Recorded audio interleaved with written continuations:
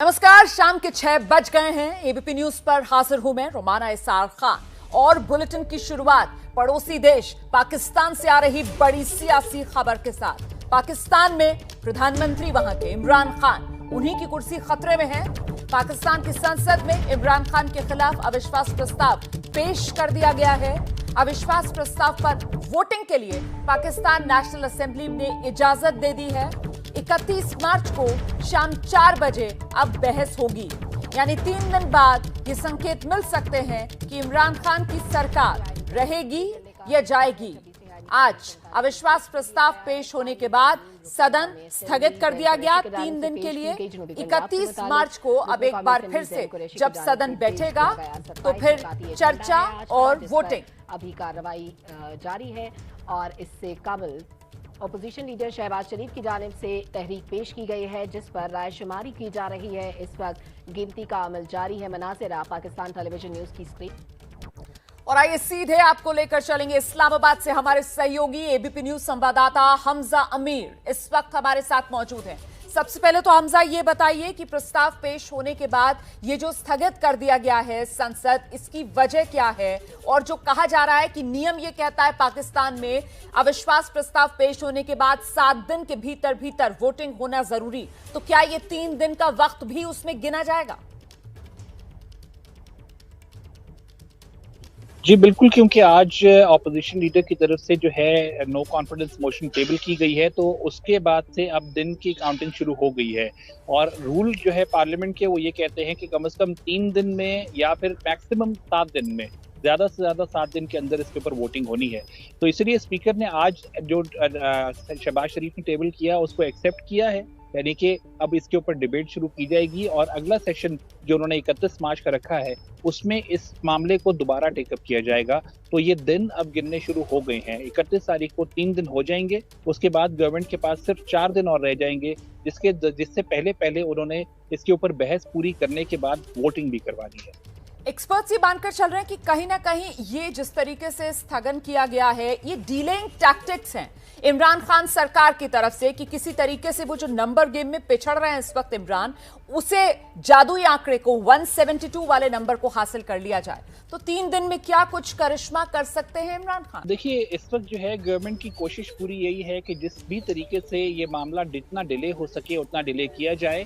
और रोज के आप अगर रूटीन देखें तो गवर्नमेंट के लोग, खास तौर पे शाह महमूद कुरैशी जो फॉरेन मिनिस्टर हैं, वो बार बार 1 दफा 2 दफा नहीं 3 दफा अपने उन इत्तेहादियों से भी मुलाकातें कर रहे हैं और कोशिश कर रहे हैं कि वो जो 14 लोग जो पीटीआई के उनसे नाराज हो गए हैं उनसे भी राब्ते कायम करें, ताकि उनको इस चीज़ पे कायल किया जाए कि वो इमरान खान के खिलाफ वोट ना करें और ना ही वो पार्टी को छोड़ें। तो गवर्नमेंट चाहेगी कि इस वक्त जो है 1-1 घंटा उनके लिए बहुत ज़रूरी है और उसको पूरी तरीके से यूज़ किया जाए ताकि इमरान खान की कुर्सी को बचाया जा सके जब नो कॉन्फिडेंस मोशन की वोटिंग हो। बिल्कुल हमजा, मुझे लगता है कि आगे मैं आपसे समझना चाहूंगी कि नंबर गेम को किस तरीके से साध सकते हैं इमरान खान, कहां पर गुंजाइश है, कहां से उनके समर्थन में लोग आ सकते हैं। लेकिन उससे पहले जरा इमरान खान कैसे सरकार गिर सकती है इसको लेकर कुछ आंकड़े हैं, ये जरा आप समझ लीजिए। दरअसल नंबर गेम में जो इमरान खान फंसे हुए हैं वो किस तरीके से फंसे हैं ये समझिए आप पहले तो, कि कुल जो स्ट्रेंथ है पाकिस्तान की असेंबली की 342, और जादुई आंकड़ा मतलब वो बहुमत का आंकड़ा, वो जो मैजिक फिगर आपको पाकिस्तान में चाहिए वो होती है 172 की। अब इमरान खान जिनके पास अभी तक जो स्ट्रेंथ थी, जो समर्थन था वो 179 का था, लेकिन इसमें से 51 जो है वो बागी हो गए। मतलब अब इमरान खान की जो स्ट्रेंथ बचती है उनके समर्थन के साथ वो 128 है, जो कि बहुमत का जो आंकड़ा है 172 का उससे 44 कम है। वहीं विपक्ष की बात अगर की जाए जो अभी तक 162 पर था, ये 51 जो बागी हुए ये आ गए विपक्ष के साथ, यहां पर जुड़ गया तो इनका आंकड़ा 213 पर पहुंच जाता है। मतलब बहुमत से जो 172 का आंकड़ा है उससे ये चले जाते हैं 41 ज्यादा पर। तो कुल मिलाकर ये वो बैलेंस है जो बिगड़ रहा है, इमरान खान को जिससे नुकसान हो रहा है और विपक्ष को जिससे फायदा होता हुआ नजर आ रहा है। तो ऐसे में एक बार फिर से जरा हमजा का रुख करते हैं और हमजा से समझते हैं कि 51 बागी हो गए हैं 179 में से, लेकिन कुल मिलाकर जादुई आंकड़ा जो है वो 172 का है। तो क्या उस 172 के आंकड़े को हासिल करना इतना आसान होगा इमरान खान के लिए, या फिर यह माना जाए कि सारी कोशिशों पर बस चंद दिनों की बात है, पानी फिरने वाला है। इमरान खान जा रहे हैं। हमजा, देखिए, इमरान खान की जो मुश्किल है वो इसी वजह से है कि उनके पास जो नंबर अब जो कम हो रहा है वो कोई छोटा नंबर नहीं है। खाली 14 जो मेंबर हैं वो तो उनकी अपनी पार्टी के हैं जो उनसे हटे हुए हैं। उसके अलावा जो अलायंस पार्टीज हैं जैसे कि मुत्तहिदा कौमी मूवमेंट पाकिस्तान है, एमकेएम पाकिस्तान, उनकी 7 सीटें हैं, वो भी गवर्नमेंट की बातों से जो है अभी तक राजी नहीं हुए।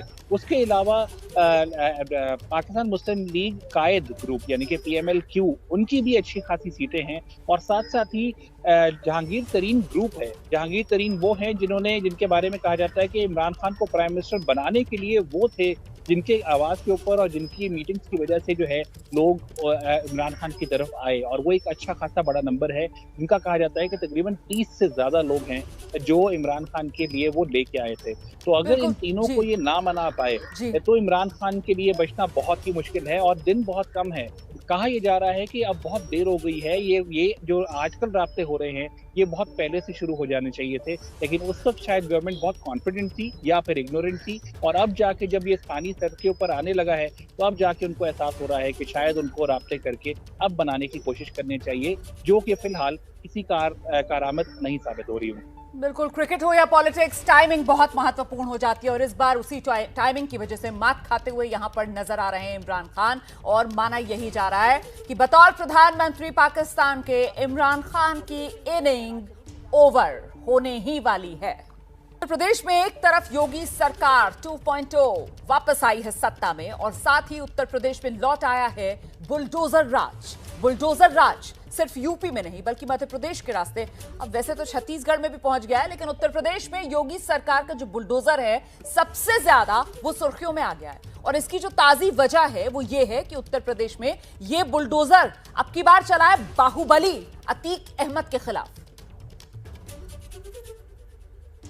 हमें समझ लीजिए, बुलडोजर हमारी भी नहीं सुनता, किसी की नहीं सुनता। इसकी चाबी जो है मेरे हाथ में नहीं है बुलडोजर की। जिस बुलडोजर ने योगी सरकार की वापसी में अहम भूमिका निभाई, सीएम योगी का दूसरा कार्यकाल शुरू होते ही उस बुलडोजर की रफ्तार बढ़ गई है। यूपी में अवैध कब्जों के खिलाफ प्रशासन जोर शोर से कार्रवाई कर रहा है और इसमें सबसे बड़ा हथियार है बुलडोजर।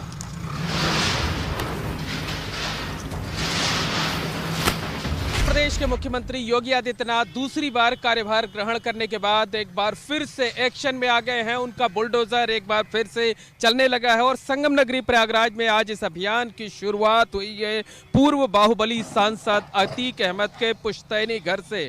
इस वक्त हम खड़े हुए हैं अतीक अहमद के पुश्तैनी घर पर, जहां आप देख सकते हैं कि प्रयागराज विकास प्राधिकरण के बुलडोजर अतीक अहमद के घर के बाहर की बाउंड्री वाल को गिरा रहे हैं। 2 बुलडोजर इस काम में लगाए गए हैं और ये जो अतीक अहमद का पुश्तैनी आवास है इसे तकरीबन 1.5 साल पहले 22 सितंबर साल 2020 को गिराया गया था। अतीक अहमद और उसका परिवार इसी जगह रहता था। एक बुलडोजर जो है वो बाहर की तरफ काम कर रहा है और दूसरे बुलडोजर आप देख सकते हैं कि वो अंदर की तरफ लगा हुआ है। अंदर की तरफ भी ये कार्रवाई की जा रही है। वो जो सामने टिन शेड तैयार कर दिया गया था उस टिन शेड को गिराया जा रहा है। यहाँ पर काफी भीड़ जमा है, लोग इस कार्रवाई को देख रहे हैं। काफी पुलिस बल तैनात किया गया है ताकि सुरक्षा को लेकर के कोई व्यवधान ना पैदा हो सके। तस्वीर यूपी के अमरोहा की है, जहां डीएम के आदेश के बाद पुलिस ने बुलडोजर की मदद से सरकारी तालाब को अवैध कब्जे से मुक्त कराया। तस्वीर यूपी के ही औरैया की है, जहां पुलिस बुलडोजर के साथ सड़क पर उतरी और सड़क से अतिक्रमण को हटवाया। अब ये समझ लीजिए, बुलडोजर हमारी भी नहीं सुनता, किसी की नहीं सुनता। इसकी चाबी जो है मेरे हाथ में नहीं है बुलडोजर की। बता दें कि चुनाव में सीएम योगी को अखिलेश ने बाबा बुलडोजर के नाम से तंज कसा था, लेकिन योगी ने इसे सख्त प्रशासन का प्रतीक बनाकर चुनावों में बम्पर जीत हासिल की। अब देश में बुलडोजर सख्त प्रशासन का प्रतीक बन चुका है। यही वजह है कि एमपी में शिवराज सरकार ने इस सुपरहिट का इस्तेमाल किया। अब ये फॉर्मूला छत्तीसगढ़ में कांग्रेस की बघेल सरकार की भी पहली पसंद बन चुका है। छत्तीसगढ़ के भिलाई में प्रशासन ने दर्जन भर बुलडोजर के साथ अवैध कब्जाधारियों पर कार्रवाई करते हुए सरकारी जमीन को खाली करवाया। बताया जा रहा है कि छत्तीसगढ़ में 200 से ज्यादा अवैध निर्माण को बुलडोजर से जमींदोज कर खाली करवाया गया है। तो क्या अब इसका मतलब ये है कि देश की सियासत में बुलडोजर बुलंद प्रशासन की पहचान बन चुका है? और बाहुबली अतीक अहमद के बाद अब बात एक और बाहुबली मुख्तार अंसारी की, जिनकी संपत्ति हत्याने के आरोप में आज लखनऊ के कोर्ट में पेशी थी।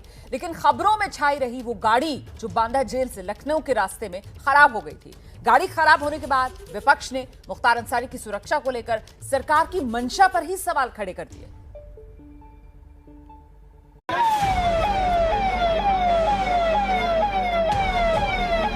बाहुबली मुख्तार अंसारी को इसी एम्बुलेंस से सुबह सुबह यूपी पुलिस बांदा जेल से लखनऊ के लिए लेकर निकली। लखनऊ की एमपी एमएलए कोर्ट में अंसारी की पेशी होनी थी।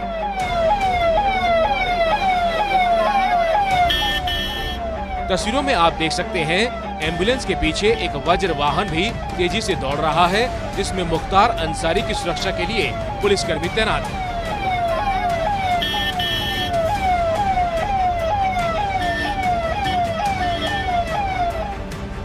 कुछ किलोमीटर बाद मुख्तार अंसारी की सुरक्षा के लिए लखनऊ जा रहा ये वज्र वाहन अचानक खराब हो गया। इससे कुछ समय के लिए खलबली मच गई। वो इसलिए क्योंकि योगी सरकार के पिछले कार्यकाल के दौरान पेशी के लिए ले जाते वक्त आरोपियों की गाड़ी खराब होने या पलटने की घटनाओं ने खासी सुर्खियां बटोरी थी।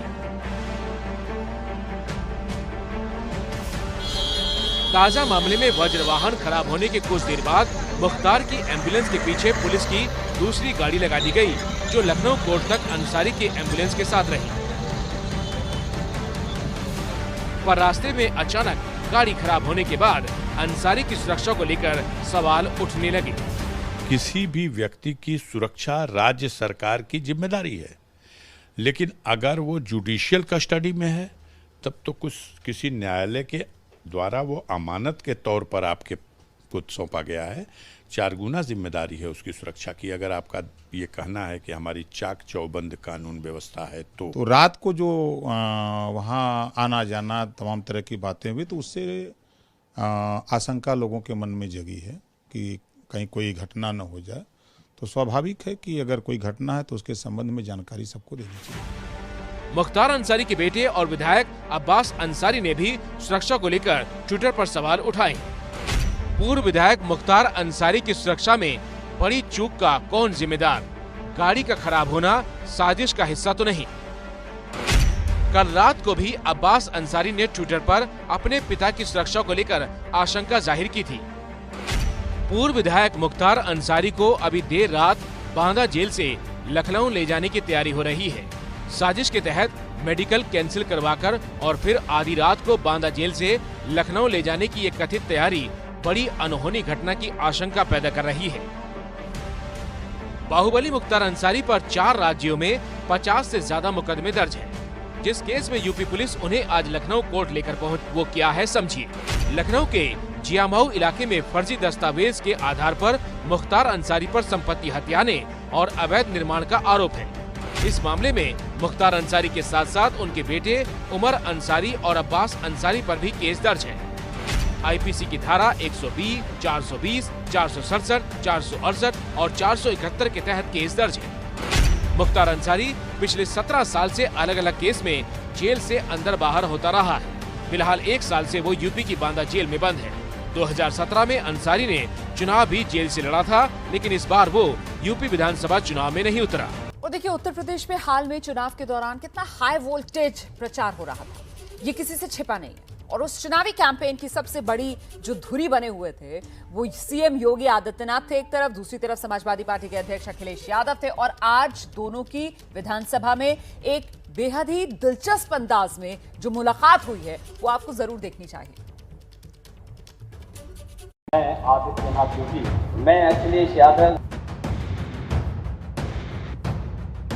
चेहरे पर चौड़ी मुस्कान और हाथ मिले तो पूरी गर्मजोशी के साथ यूपी चुनाव के दौरान एक दूसरे पर ताबड़तोड़ हमला करने के बाद आज सीएम योगी आदित्यनाथ और समाजवादी पार्टी के अध्यक्ष अखिलेश यादव पहली बार विधानसभा में इसी अंदाज में मिले।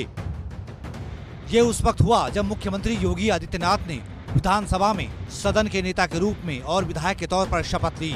उन्हें प्रोटेम स्पीकर रमापति शास्त्री ने शपथ दिलाई। मैं आदित्यनाथ योगी लोक विधानसभा का सदस्य निर्वाचित हुआ हूँ। शपथ की औपचारिकता पूरी करने के बाद जब सीएम योगी सदन में अपनी सीट की ओर बढ़े तो शुरुआत में ही उनकी नेता विपक्ष अखिलेश यादव से मुस्कुराते हुए मुलाकात हुई। मुझे पूरा विश्वास है कि सदन की मर्यादा परंपरा का पालन करते हुए सदन की कार्रवाई को शांतिपूर्ण ढंग से आगे बढ़ाने और आने वाले समय में उत्तर प्रदेश के समग्र विकास में सभी माननीय सदस्यगण रुचि लेकर के उसे आगे बढ़ाने का कार्य करेंगे। सीएम योगी के बाद शपथ लेने की बारी आई अखिलेश यादव की। वो शपथ लेने के लिए जाते वक्त विधायकों से अभिवादन करते हुए निकले। उन्होंने डिप्टी सीएम केशव प्रसाद मौर्य से हाथ मिलाया, योगी का फिर से अभिवादन किया और फिर प्रोटेम स्पीकर के बगल में शपथ के लिए पहुंचे।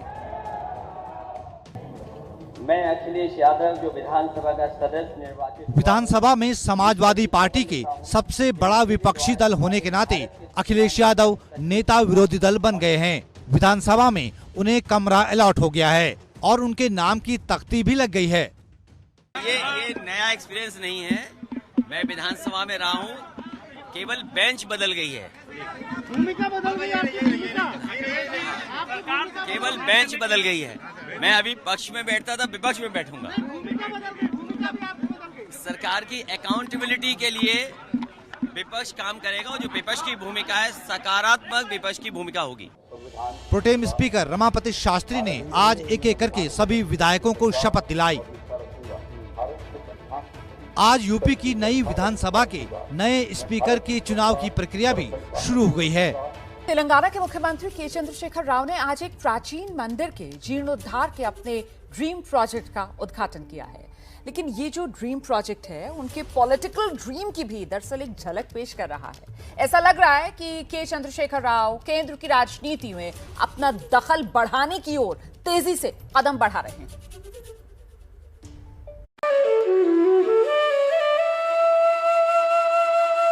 ये एक सपने के पूरा होने की दास्तान है।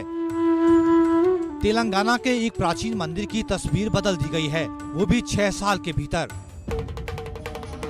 और ये करिश्मा हुआ है तेलंगाना के मुख्यमंत्री के चंद्रशेखर राव की बदौलत। ये तेलंगाना के यादाद्री भुवनागिरी जिले में स्थित श्री लक्ष्मी नरसिम्हा स्वामी मंदिर की तस्वीरें हैं, जो कि हैदराबाद से करीब 80 किलोमीटर दूर है। इस मंदिर का पुनर्निर्माण तेलंगाना के सीएम के चंद्रशेखर राव का एक ड्रीम प्रोजेक्ट था, जिसका काम पूरा हुआ तो उसका उद्घाटन करने पहुंचे केसीआर। उन्होंने एक भव्य समारोह में यहाँ पूजा अर्चना की और मंदिर का उद्घाटन किया। श्री लक्ष्मी नरसिम्हा स्वामी मंदिर परिसर 14.5 एकड़ में फैला हुआ है। के चंद्रशेखर राव की पहल पर साल 2016 में इस मंदिर का पुनर्निर्माण का काम शुरू हुआ था। इसके लिए लगभग 1800 करोड़ रुपए का बजट आवंटित किया गया। इस मंदिर में 125 किलो सोने की प्लेटें लगाई गई हैं। इसे केसीआर के ड्रीम प्रोजेक्ट के तौर पर प्रचारित किया गया है। इससे पहले हाल के दिनों में किसी मंदिर के जीर्णोद्धार से अगर किसी बड़े नेता का नाम जुड़ा तो वो प्रधानमंत्री नरेंद्र मोदी हैं। प्रधानमंत्री मोदी ने काशी विश्वनाथ कॉरिडोर के जरिए बाबा विश्वनाथ के प्राचीन मंदिर की तस्वीर बदल दी। तेलंगाना के मुख्यमंत्री के चंद्रशेखर राव ने इसी तर्ज पर श्री लक्ष्मी नरसिम्हा स्वामी मंदिर की सूरत बदल दी।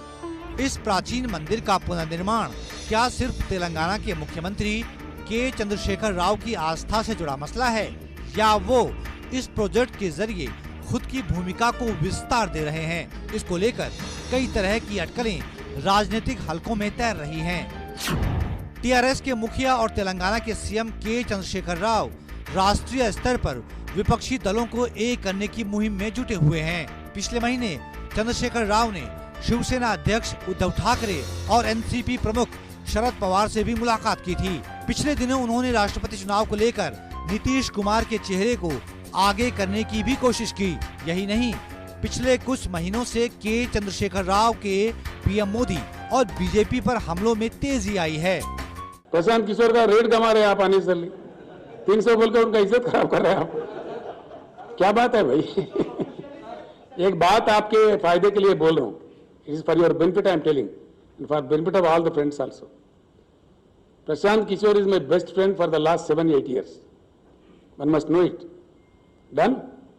और याद रखिए, प्रशांत किशोर अपने जिंदगी में कहीं पैसे लेके काम नहीं करता. तेलंगाना में प्रचंड बहुमत की सरकार चला रहे के चंद्रशेखर राव दरअसल केंद्र की राजनीति में अपना दखल बढ़ाने की जुगत में हैं। माना जा रहा है कि इस बार केसीआर राष्ट्रपति चुनाव के बहाने थर्ड फ्रंट बनाने की कोशिश में हैं, इसीलिए वो खुद को सुर्खियों में बनाए हुए हैं।